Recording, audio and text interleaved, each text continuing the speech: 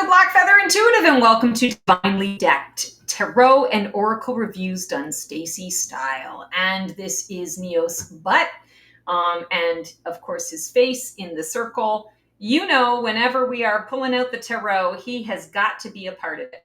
And today we are doing our fifth video from my eBay lot box, and we are checking out the Gilded Reverie tarot, and this is the Lenormand tarot. And I have to say, this is the first official Lenormand deck that I've ever had. And what really drew me to this was that it is by Ciro Marchetti, and I have so many of Ciro Marchetti's decks. I know that I love his imagery. I know that I love the guidebooks and things of that nature. It's a Lo Scarabeo approach, and so there's always high quality. So let's take a look at it and see how things are. I have been feeling, I want to say, a little bit more of the need to, kind of branch out a little bit to maybe learn some different styles. I'm very Rider-Waite-Smith. But I'm open to other styles. I just tend to for me, it's the imagery. It's always the imagery. So, I had looked at a number of different Lenormand deck options, and I just the imagery is just kind of meh. It's kind of boring. If it looks like a playing card, I'm like, meh, I'm not into it. But this felt like when I saw it, I was like, okay, I'm going to give this a whirl. Let's see, because I do like Ciro Marchetti. So, of course, it's U.S. Games Systems. It is the acclaimed artist Ciro Marchetti has transformed the traditional Lenormand cards with a rich new aesthetic featuring gilded edges. We love those gilded edges. Vivid, jewel-toned imagery render the 36-card Lenormand system more accessible than ever. So let's just kind of take a peek. I'm happy that it comes with a little guidebook. I don't know how small it's going to be. So, interesting. Actually, it's all in English. So they've done a pamphlet style here rather than an actual book with, all of the four languages in it. It doesn't look big enough, though, to kind of provide how to read it. It just gives you a message for each of them. So I think I'm going to be doing a little YouTube journey, a YouTube stroll to see how others, sort of learn to read the Lenormand system. They are a pack of playing card size, so I kind of like that in my hands. I like that it's a little smaller. Of course, I'm always used to the, 57,000, 78 cards plus. So this does feel small, but it's very manageable. Of course, whenever there's a checkerboard, I always see the checkerboard in the tarot as the game of life. It's representing the game of life. So this makes a lot of sense. It also has that Venetian feel, which is Ciro Marchetti's signature color. It is a very good cardstock. It's a little on the shiny side, which I'm not a fan of, but all is well that ends well. So here we have 28. This is man, I believe, and it's also an ace of hearts. Here we have 23, 7 of clubs. So this is mouse and mice. Here we have the 7 of spades, 27. It's a letter. I believe a letter represents communication, if I'm not mistaken. Of course, there's a feather here, a quill. So definitely kind of that swordsy energy, although I know they don't always coincide, the Lenormand with the Rider-Waite-Smith. So this is going to be a learning journey for me. We have the 10 of diamonds here, 26. This is a journal or a book. It's interesting because it also has a fancy lock on it that looks a little like a compass. So probably knowledge, wisdom, information gathering. Ace of clubs, 25. We have the ring. So I imagine a ring, contracts, marriage, full circle. I love the colors in this. It's so important to have color. You know what I mean? For me, it's all about the color. Here we have the beautiful 2 swans. So I don't know if this is the soulmates card or coming together card. I see swans and I think star seeds. So I'm not sure. I'll have to definitely look this one up. That's the Jack of hearts. Here we have the 14, the fox. I always think sly like a fox. Foxes are opportunists. I'm not sure what that means here in the Lenormand. Here we have the Jack of Spades. We have a young girl, and it looks like she's playing imagination. There's a castle here. There's blocks, and very much that playing energy, a child imagining, fantasizing, playing. Here we have luck. We've got a 4-leaf clover, so I know enough to know that that is luck. Luck is on your side. Here's the one. So we have a horse. We have a woman riding a horse.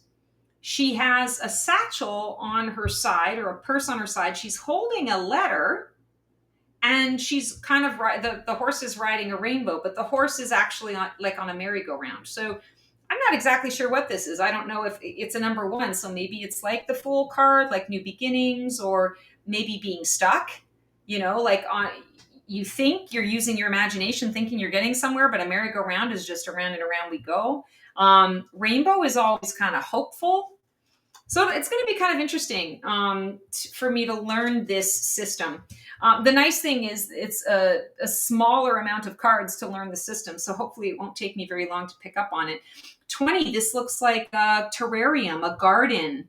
I would say garden is growth, abundance, planting seeds, harvest, reaping the rewards of the harvest, beauty, beauty in the garden. It's also, there's a fountain here. So the fountain is water, life, giving life, everlasting, replenishment. 5, here we have the Kabbalah, the tree of life in the Kabbalah. So everlasting life, I want to say angelic energy. Here we have rainbow stuff that's coming up here as well. So indications of hope after the storm. 36, so here we have a cross. So maybe crossroads, coming to the end of one area and needing to make a shift or a change. Here we have 35. This is the anchor. So when I think anchor, I think like we're anchored in place, something that I'm setting roots into, maybe something that's a block. If I'm anchored to something, I'm rooted to something, and maybe I don't want to be, then I'm stuck. I'm entrapped a little bit. So, anchor can be solid. It can be rooting you in a positive way, or it can be rooting you in more of a negative way. 34, fish. So fish is abundance. They breed a lot. They have tons of babies. They swim upstream and downstream, and all sorts of streams. They're in the water, the ocean of emotion. They feed people, so there's nourishment here. When we fish, we're fishing for information, casting the net. 33, we have a key and we have a cage. The cage is open. There's a beautiful rose in the cage. Interesting. So I'm not sure what the focal point is. Is it the key or is it the cage? And the key unlocks the cage. Am I trapped and now I have the key to get out? Is the key the focal point? Here we have 32, the moon. So we know what the moon is, but it's interesting. The moon is like being measured here. It's not on a scale, but it's on it's a time turner kind of thing. So I feel like there's time involved here. Of course, traditionally, moon is the intuition, secrets, things not being all that they seem. Here, they're showing the cycle of the moon. So I feel that there's some timing in this card, just using my intuition with all of that. And this feels like a compass rather than a scale of sorts, kind of like that base that a globe sits on where you can spin it easily. 31, here we have the sun. Pretty obvious, pretty bright. I like the color in the background that's being used. The sundial in there. 30, we have lilies. Lilies to me symbolize in many ways like funerals, death, sending lilies at Easter time. Maybe that's why. Maybe it's my old Christian roots where, lilies were connected to Jesus's death and then resurrection. It's also spring. Lilies indicate, a lot. They come up at the spring. These ones, it's like lips of Venus, or maybe, from a more sexual perspective, those kinds of lips. So I have no idea what this actually really represents. So I'm going to be really excited to kind of just pull a card or two and read on what the actual meanings of these are and how close I am from an intuitive perspective, because that's always going to let me know how much memory is involved, how much do I have to like shift my brain out of this system or out of the system that I know and into this system. Here we have a beautiful castle, and I want to say it feels a little bit like a tower. It is a castle, it is a full building, but I'm wondering if maybe it's a tower and not the castle itself. That's just kind of the energy that I'm getting here because it's very, very high. 7, we have the snake with the apples in the tree. So the tree of knowledge, the snake, wisdom. I also see the snake as healing, but also snake in the grass, right? Like somebody is coming up to bite you. They're going to, put some venom in there. You better be careful. Here we have the 6, the king of clubs. Storm, lightning. But you see the dichotomy. You need the storm, but then the light comes out on the other side of it. 21 here is a mountain. Mountains to me are very stable, immovable. Maybe there's some stubbornness going on here. Mountains feel like, I want to say like a great place for a home, like to build a home on it. It's going to be there for a long time, very picturesque, something that you can count on. I feel like stability there. 18, the puppy dog. So loyalty. He's like, come on, take me for a walk. He's got the ball. He wants to play. Loyal friend, loyalty, companionship, protector, friend. Here we have 2 cranes or storks. I don't know if this is actually a stork or not, but what I'm seeing when I'm looking at this is I'm thinking about the stork. I'm thinking about, you're bringing me a new baby, or you're bringing me a new idea, a new inspiration. The long beak is interesting because, with beaks, like obviously they're using it in a utilitarian way. They use their beaks like we use our hands. But also beaks, you speak out of it, right? So I feel that there might be some communication piece going on in here. And it also looks like either this guy's taken this from the other guy or this guy's teaching this guy how to do it. 16, we have, I believe this is like a star. I am seeing sort of the astrology wheel here, but I feel like this is really about a star rather than like the wheel. 15, we have a polar bear. Oh, this makes me think of my Aunt Linda. She has been transitioned for so many years now. I think it's probably close to 25 or 26 years now. This was her favorite, was polar bears. So that's what I'm thinking of right now is my Aunt Lynn. But, a polar bear, very adaptable, can handle the cold, swims very well, fishes is, I think they're friends with the seals. I don't think they eat the seals, but I could be totally wrong on that. There's kind of an ice castle here.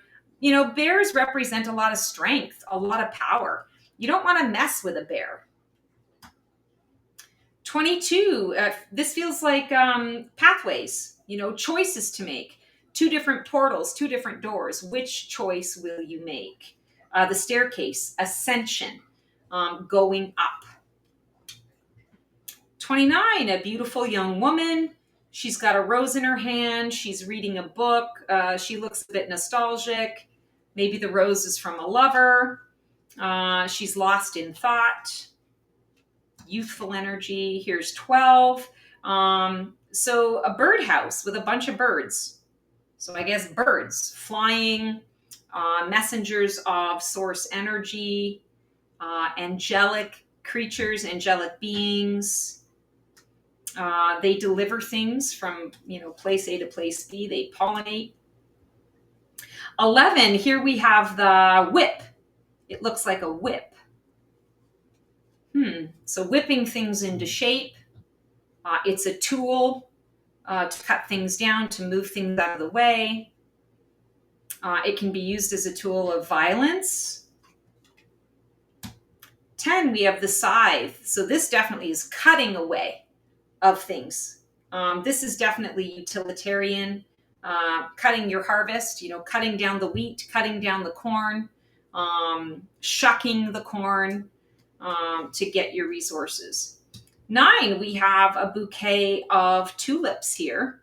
It says Gilded Reverie, so it's got the name of the tarot deck. That's kind of cool. He always does that. He always puts his initials in everything, and little Easter eggs of things. So yes, I feel a bouquet, spring-like energy, a gift, bringing color and life into a space, in a room, acknowledging some gratitude. It's a gift of gratitude, acknowledging someone for who they are to you. 4, this looks like a little house. Looks like a little, almost like a mushroom house. So safety, security, stability, roof over your head, protection, creating your own environment, feeling safe in your own environment, something that you can call your own. 3, a ship. This is interesting too. This is what I love about Ciro Marchetti, is some of his stuff is a little bit future forward, future fantastic. So here we have a ship that you would expect being in the water, but instead it's flying, it's in the air. So very fantastical in its energy. Ship is about transportation. It gets things from A to B. In this case, it's representing a little bit of air energy, but I also feel like, land and sea. That water energy, intuition is being represented here, but I would say like the psychic realm would be the water. And we are seeing the land here. And then we have an 8. Ooh, I like this. So sarcophagus. So of course I love the Egyptian energy here, but this definitely feels like Anubis. It feels a little bit like death. So I would say this is probably like the death card. There's a coffin here. What does the coffin represent? We're saying goodbye to something that no longer serves us, something that's been long buried. But we could also say we found a coffin and we're opening it up. Something that has been long buried now suddenly is coming to the surface to be addressed, to be dealt with. So interesting. Okay, so what I'm going to do is, because this is a new system to me, I'm going to shuffle the deck up and I'm just going to pull one card and actually read the message from the book. Oh, perfect. So I can find out if these are cranes or storks. And then I'll pull a card and just sort of see how this deck wants to work with each of us. Okay, 15, 10, 15, 16, 17. Stork. Okay, so it's a stork.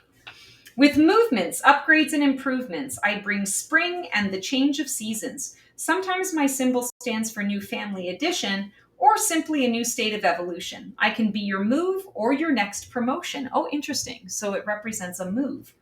The stork is a predictable creature, even though it is fabled to bring change, for example, with the delivery of a child. In reality, it returns home like clockwork to the same nest every year. The stork is a very favored creature and is looked upon with affection. Its return to the nest at springtime is the reason for the association with birth and delivery, which is very much its meaning in the Lenormand system. The stork and the rider will bring news. Oh, that's that number 1, the rider. The stork and the rider will bring news for sure, particularly combined with the letter.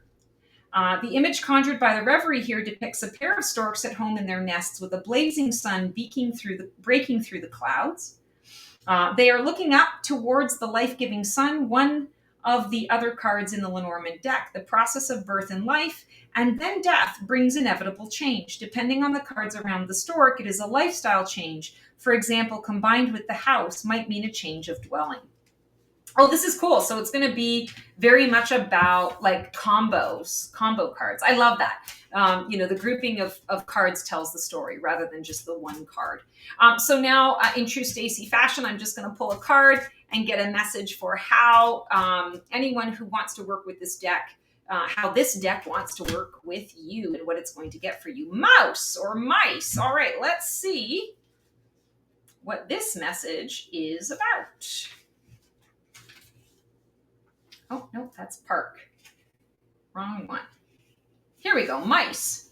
You don't want me in your house. You don't want me in your blouse. I bring loss. I bring theft with destruction and decay. I am your stress and anxiety. I am the worry in society. I am your nuisance. I am your pest. I bring sickness in your nest. Oh boy, what is this message? How is this deck going to work?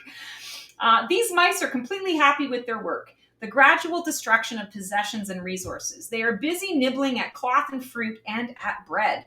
They appear to have no regard for ownership and are rapidly gnawing away while no one is looking. These mice are symbolic of loss, either a gradual whittling away of one's savings combined with the fish, or an actual theft. Their presence brings into the reading a bite-sized effect, something happening in little chunks. That is not to say it is not a powerful card. Those mice may be delightful, but not when found in your own kitchen. They are the niggling aspect of life, where there is an issue, something that has become a pest in your life and will just not go away and leave you alone. It leaves your mind troubled. This card also advises you to take care of your possessions. The mice of the Lenormand are terrible hoarders and are most likely to represent theft. So what I'm feeling and what I'm getting from this is, I know it sounds like a real like negative card, but what really was standing out to me is I feel like when you're working with this deck is going to point out those areas in your life that you really need to pay attention to. You know, where in your life is there someone who is maybe trying to steal from you, trying to take from you? Where are you maybe robbing yourself of a particular experience or an opportunity? I feel like the story that these cards are going to tell you is always going to show you the reality of the situation. And then from there, you get to choose how you want to work with that. Do you want to continue to allow it, bury your head in the sand about it? Or are you willing and ready now to put a stop to something? So I feel like it's going to really be beneficial in getting right to the heart of the matter, pointing out where things are off so that you can then make shifts to bring things into alignment for your highest and best. Wow. Well, I'm really excited to start this new journey for myself in this Gilded Reverie Lenormand Tarot. So I will let you guys know how it goes. That is our Divinely Decked for this episode. As always, sending you guys so much love. Thank you so much for taking the time out to share my tarot and oracle journey with me. Feel free to leave comments on how you feel about this. And maybe you already know the Lenormand system, and maybe you're like, oh my God, no, you're getting it wrong when I'm saying it. Feel free to put anything in the comments about that. I would love to maybe hear about your journey with it. All right, guys, take care. Until the next video, we will see you on the flip side, and transform well. That's our show for today. I hope you enjoyed it. It was great to connect with you guys. Please like, subscribe, and comment for more content like this. And feel free to follow me on Blue Sky for even more content every single day. Can't wait to see you guys next week for another installment of Black Feather Couture, Divining the VIP Life.